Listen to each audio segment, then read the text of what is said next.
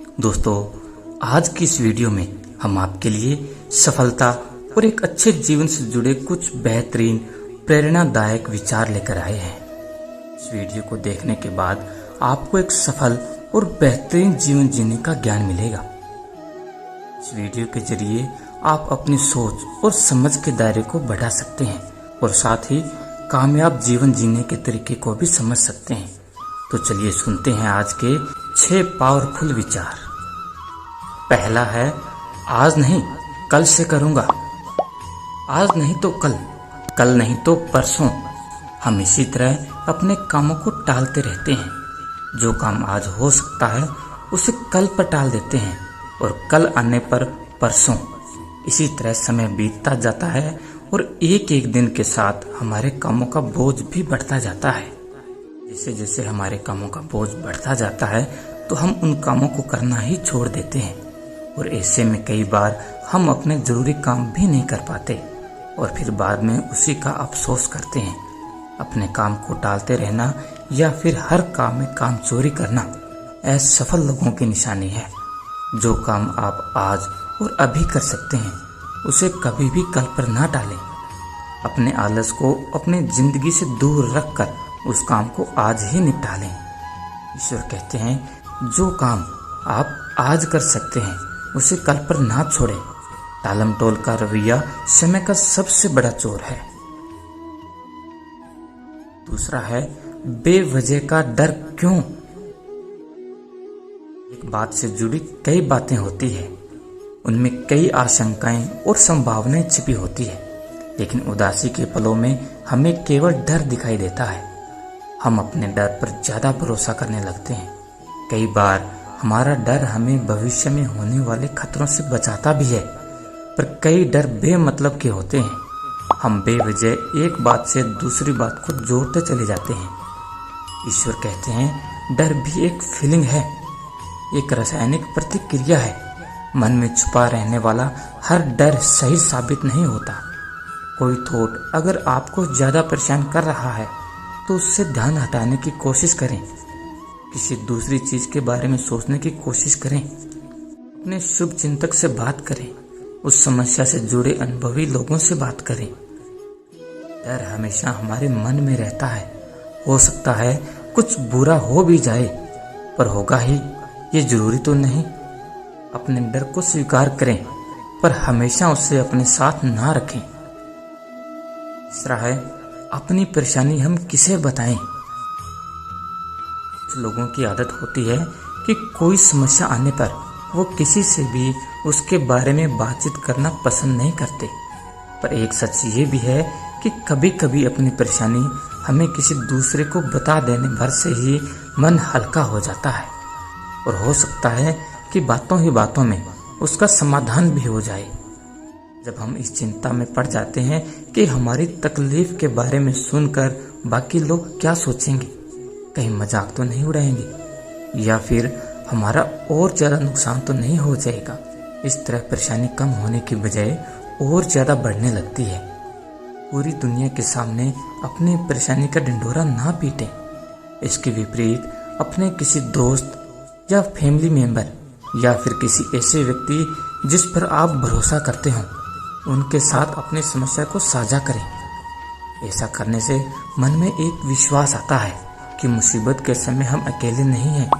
कोई है जो हमारा सहारा बनकर हमारे साथ खड़ा रह सकता है। इसलिए अपनी बातों को विश्वास लायक लोगों के साथ साझा करने से बिल्कुल भी ना हिचकें। जो सच है वो कहें और अपनों से एक अच्छी राय जरूर लें।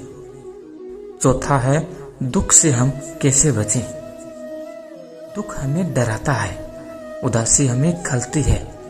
हम इनसे बचना चाहते हैं, इसलिए जब मूड खराब होता है तो हम जितना जल्दी हो उसे ठीक करने में लग जाते हैं। खुद को जल्दी खुश करने के लिए हम एक से दूसरे, दूसरे से तीसरे व्यक्ति या चीजों के पीछे भागते रहते हैं। दुखी होने पर खुश होने की और बेचैन होने पर शांत दिखने की कोशिश करते रहते हैं। यहाँ एक बात याद रखना जरूरी है, किसी भी चीज की शुरुआत और उसका अंत दोनों मायने रखती है।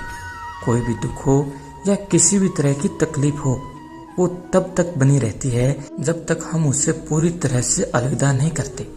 किसी भी दुख से जल्दी से उभरने की और सब कुछ ठीक करने की जल्दबाजी से कुछ हाथ नहीं आता। मन में छुपी भावनाएं लंबे समय तक हमें परेशान करती रहती है। इसलिए तकलीफ को स्वीकार करना, उसका सामना करना जरूरी होता है।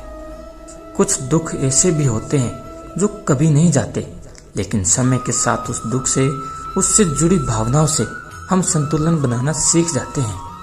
ईश्वर कहते हैं हर चीज हमारे काबू में नहीं होती। ऐसा करने की कोशिश करना हमें तनाव में डाल देता है। हमें भरोसा रखना चाहिए कि उदासी के ये भाव हमेशा के लिए नहीं है। धीरे धीरे सब ठीक हो जाएगा। पांचवा है एक दुनिया जो हम खुद बनाते हैं। दुनिया किसी को नहीं छोड़ती।